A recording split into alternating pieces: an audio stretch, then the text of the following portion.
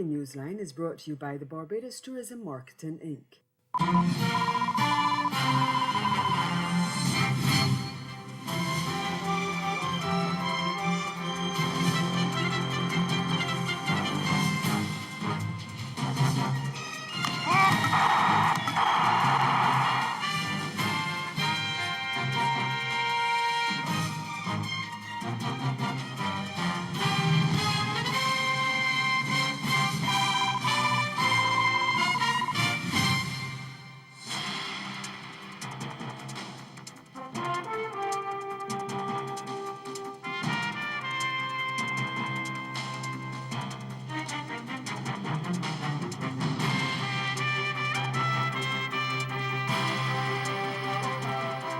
Regional leaders urge to expedite full implementation of the CSME. That's our top story in Caribbean Newsline for today, Thursday, February 16. From the CMC News Center in Bridgetown, I'm Nicole Best. Good evening. CARICOM leaders began their two-day intersessional summit in Guyana Thursday with both the new and the outgoing chairman insisting the region needs to stop delaying the full implementation of the single market and economy. Chairman and host President David Granger told fellow leaders, including Haiti's new President Jovenel Moïse, who is attending his first regional summit, that the CSME is vital for the Caribbean survival in the current global climate. And he says it's time to press forward.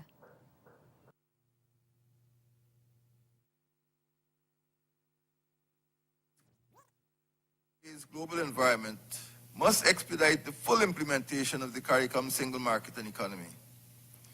We face threats that include dampened demand for our goods and services and distortions in our financial sectors caused by de-risking by international banks.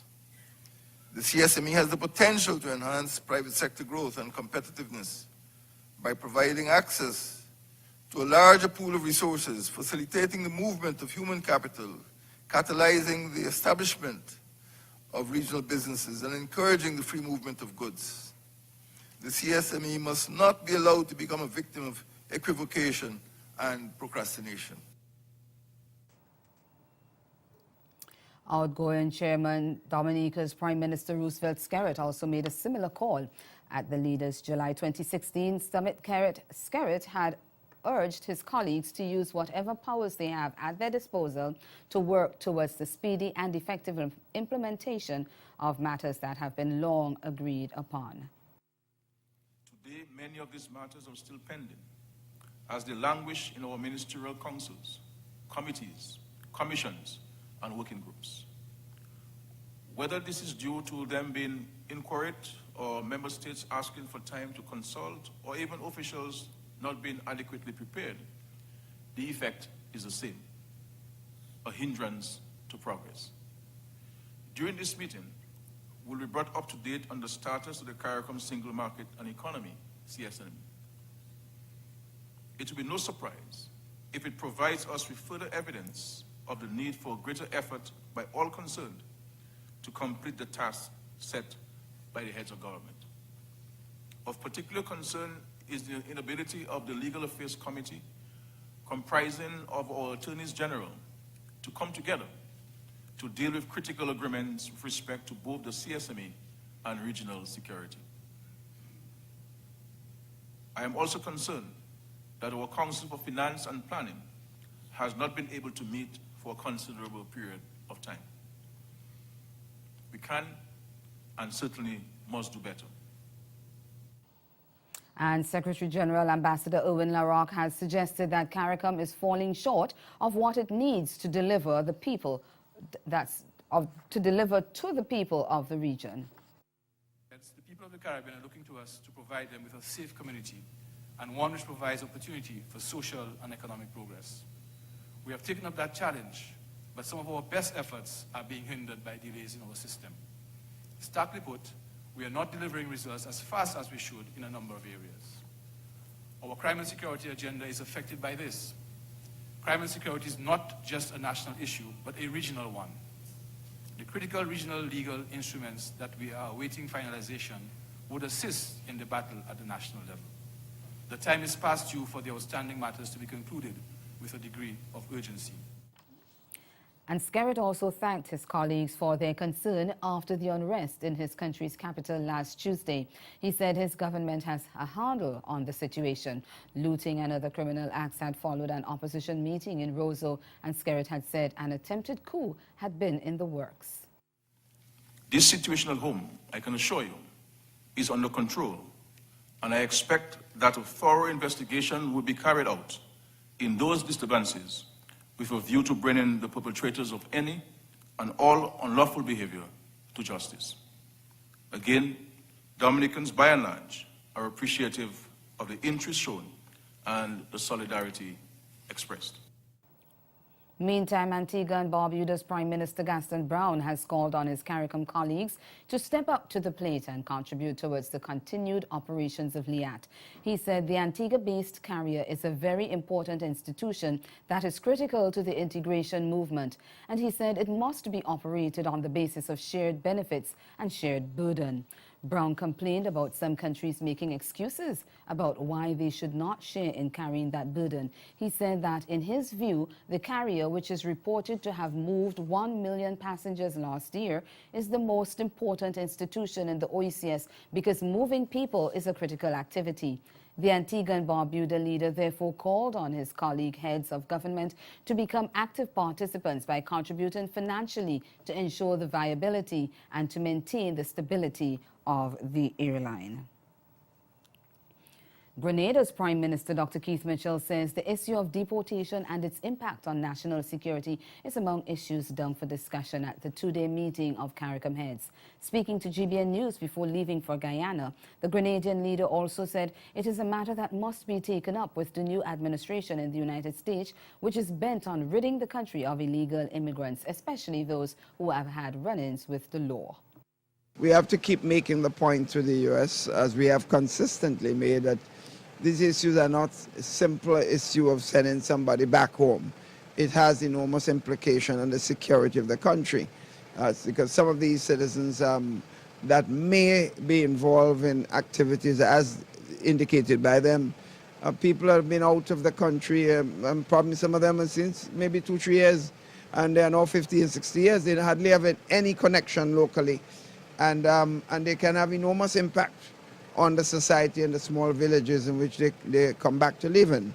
So it's something that the U.S. must work with us on. It's not a simple question of saying no or yes to an issue. It's a question of what we do in the context of preparing to deal with that specific issue. So all these are issues that we're going to be talking about.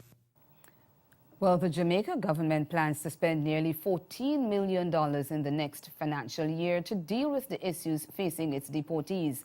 In the 2017-2018 estimates of expenditure, $13.8 million has been set aside for activities under the program called the Reintegration and Rehabilitation of Involuntary Returned Migrants. The initiative is slated to begin in April and end in March 2019. The money allocated for the coming financial year will be used to conduct a study and mapping on deportees, as well as develop minimum standard operating procedures for the reintegration of deported migrants. Consultations will also take place on the revision of the national deportation policy. The Bahamas government has unveiled a new crime-fighting strategy. This comes days after a bloody weekend in which 6 people were shot and killed in separate incidents. National Security Minister Dr. Bernard Nottage told Parliament on Wednesday that the new strategy would see closer collaboration between the Royal Bahamas Defence Force and the Royal Bahamas Police Force. There will also be increased patrols in hotspots, as well as improvement in the electronic monitoring system. Jania Noel Ferguson of ZNS Network News has this report. A series of crime-fighting measures rolled out by Minister of National Security Dr. Bernard Nottage in Parliament Wednesday. He acknowledged that the growing murder count is one that residents use to gauge crime in the country. The National Security Minister attributed the high murder and other serious crime figures to the proliferation of gangs involved in a gun, drug, and turf war. Evidence is real. These criminal enterprises are impacting our communities, prison, even the prison, and in some of our schools. But we are not going to allow a small group of thugs, Mr. Speaker, who have demonstrated but they are not interested in changing their lives, we're not going to allow them to ruin our nation's future. Dr. Nottage said many of these serious crimes can be linked to gang affiliation stemming from those incarcerated at the Bahamas Department of Corrections. Young black men from our communities. All of these, I'm showing you now, are members of the Monster Nation.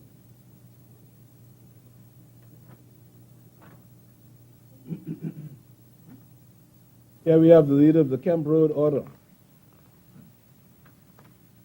Here we have the leader of the one order, Tiger Nation. The others are the Monster Nation. This is the Tiger Nation.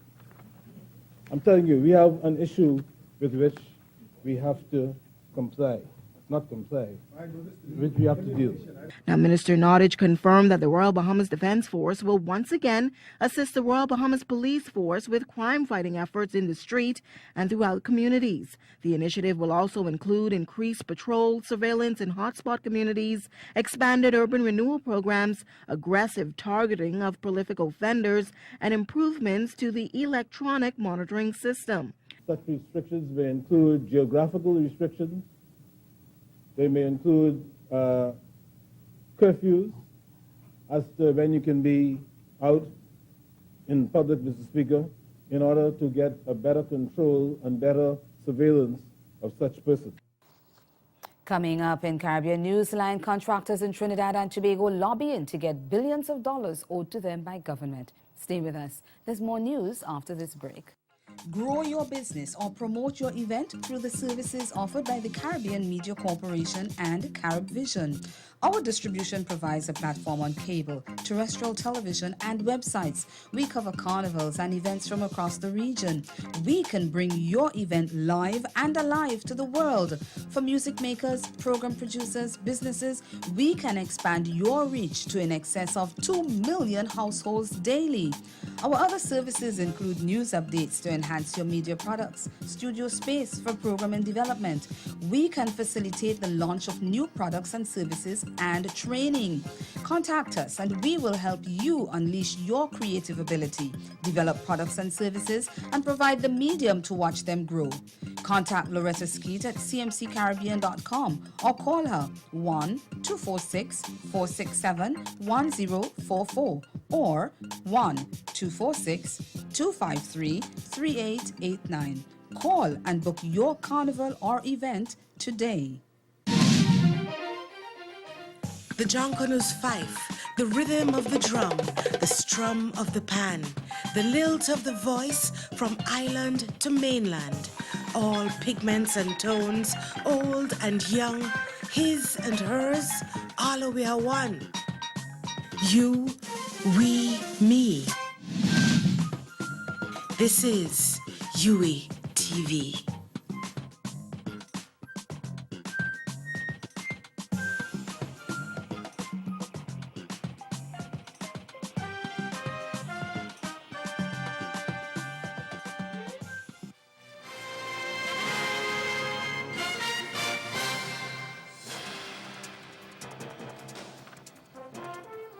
We continue in Trinidad and Tobago, where contractors are demanding a meeting with the government as they seek to cash in on a whopping $4 billion owed to them by state agencies.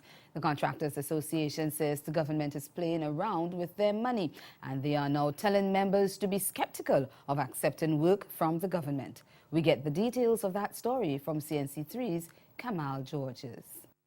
In August of last year, contractors were owed roughly $2 billion by the state. That figure has since doubled.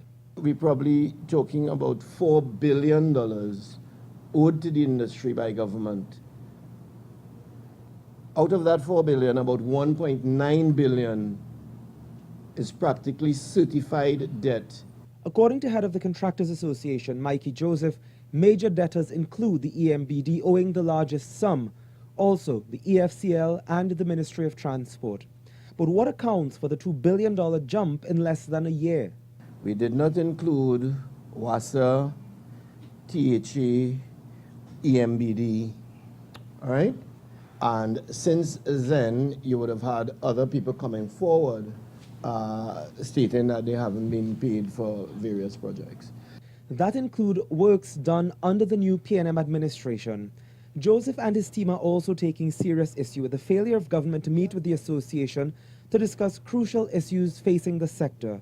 According to him, contractors are open to alternative methods of payment, including bonds, but they haven't been afforded meetings with ministers or heads of state agencies.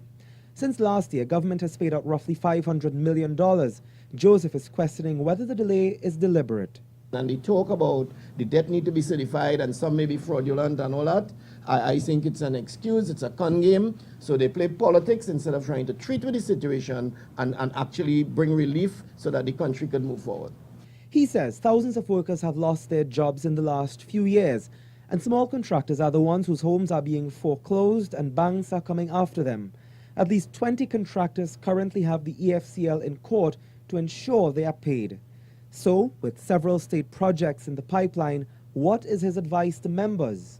Our advice again is contractors have to examine the risk and determine whether or not they can afford it. If they can't, well, leave the job there. Joseph also complained about the debt owed by foreign firms, saying legislation is needed to protect local contractors.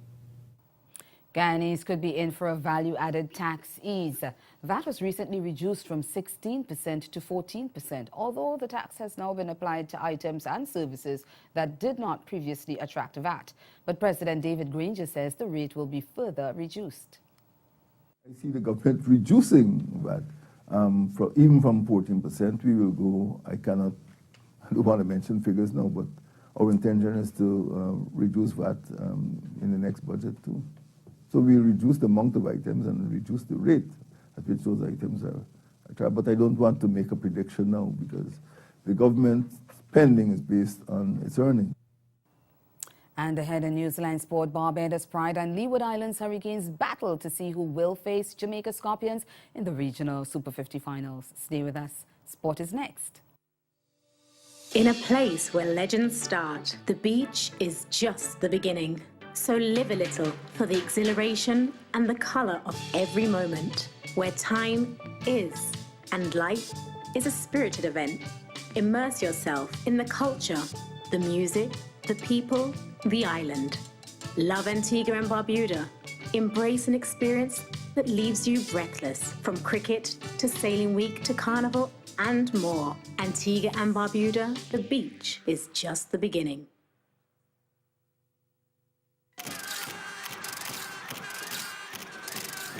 Get ready for the Caribbean's most original carnival, Dominica's Carnival, Mass Dominic 2017, February 4th to the 28th. Revel in the splendor of a masquerade band. Experience the parades, the non-stop fetes, Dominica nights, Dominiki do, Mass Dominic, the real mass. Come, revel with us. Visit us online at dominicafestivals.com or call us at 767-255-8221.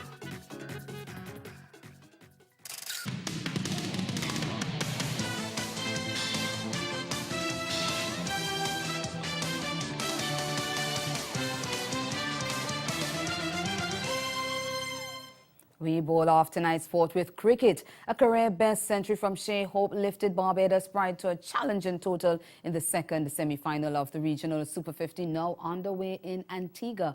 Pride chose to bat first against host Leeward Islands Hurricanes at Coolidge Cricket Ground.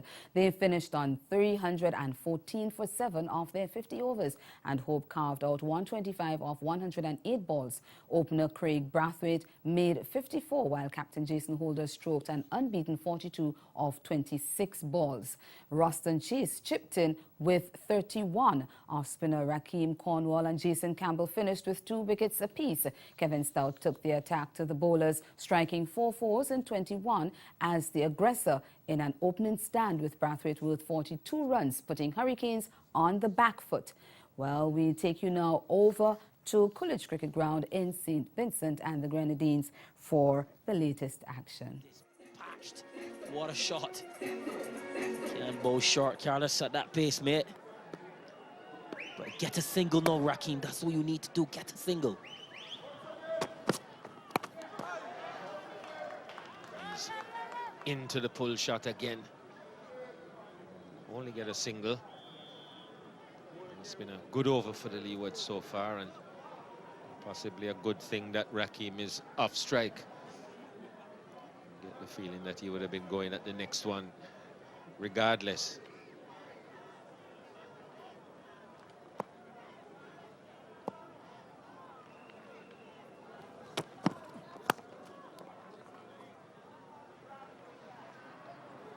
Good over for the Leewards, 21 from it, 78 for 4.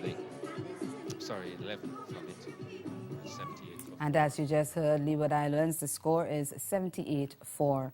However, whoever wins tonight's match will face Jamaica Scorpions in the finals on Saturday. Scorpions scored a 292-run win over Trinidad and Tobago Red Force on Wednesday. Chadwick Walton put on a record-breaking performance, making 117 off 96 balls. He says Wednesday's win was a boost for the team's morale. This will lift the morale of the team. I mean, we were getting starts and no one carried on. Today we had 2 centuries.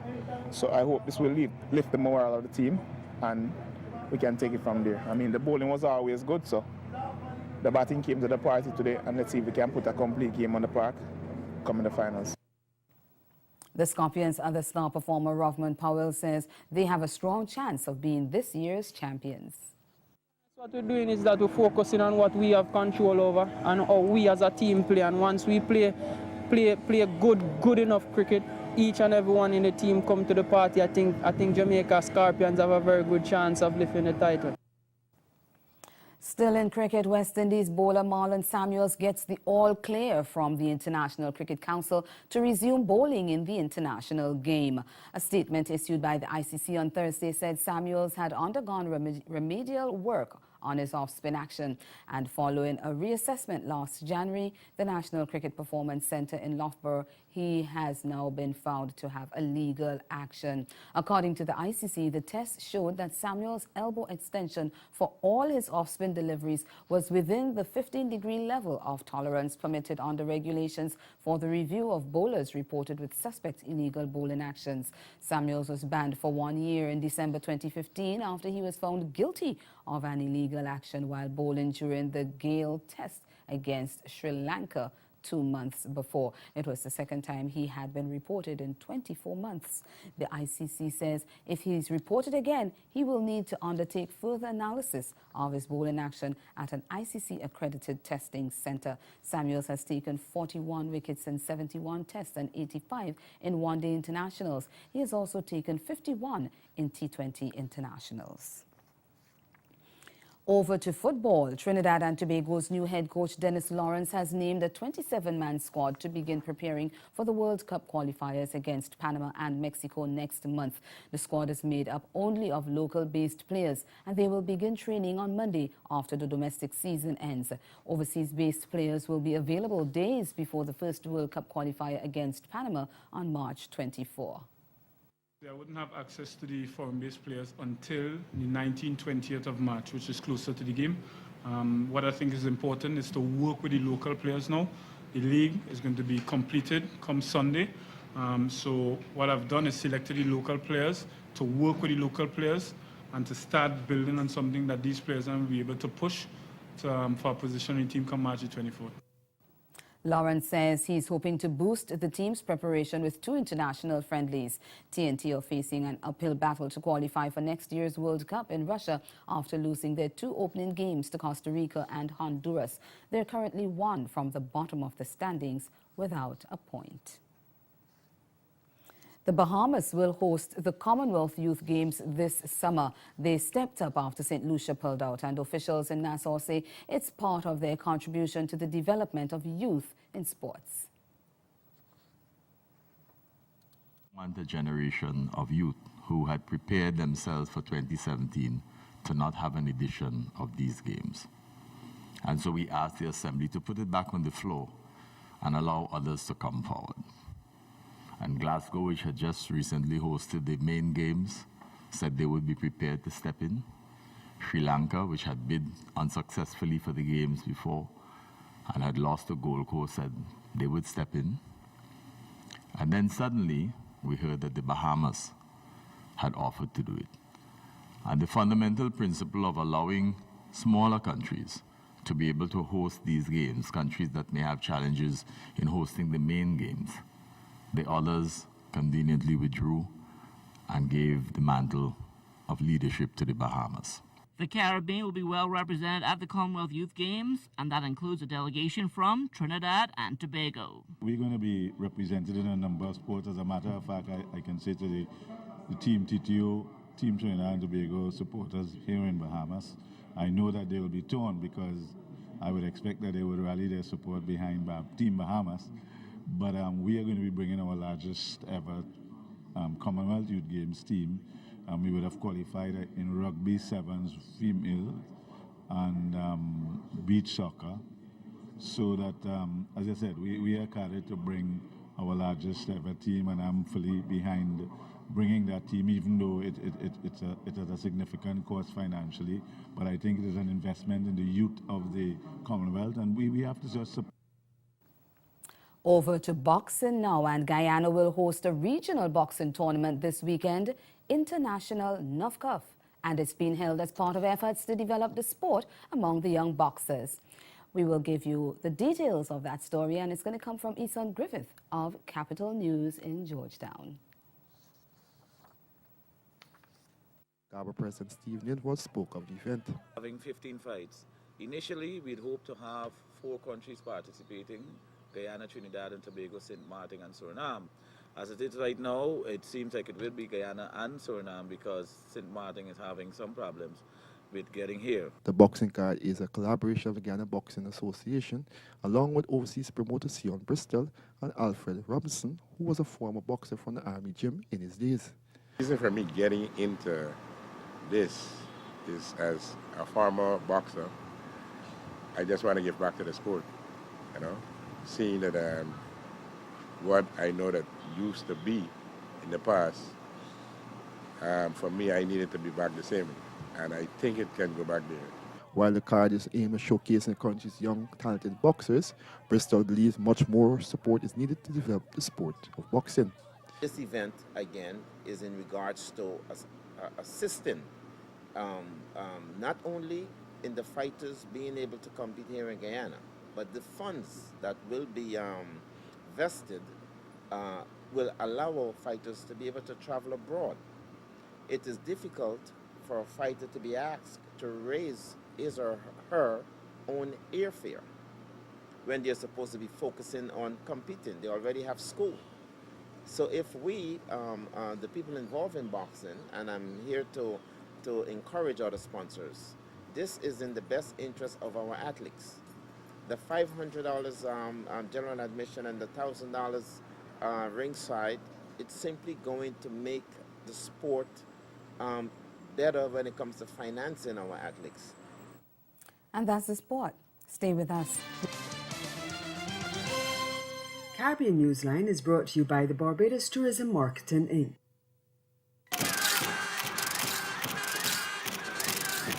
Get ready for the Caribbean's most original carnival, Dominica's Carnival, Mass Dominic 2017, February 4th to the 28th. Revel in the splendor of a masquerade band. Experience the parades, the non-stop fetes, Dominica nights, Dominique Do, Mass Dominic, the real mass. Come, revel with us. Visit us online at dominicafestivals.com or call us at 767-255-8221.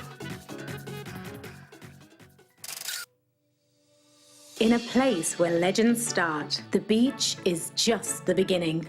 So live a little for the exhilaration and the color of every moment, where time is and life is a spirited event. Immerse yourself in the culture, the music, the people, the island. Love Antigua and Barbuda. Embrace an experience that leaves you breathless, from cricket to sailing week to carnival and more. Antigua and Barbuda, the beach is just the beginning.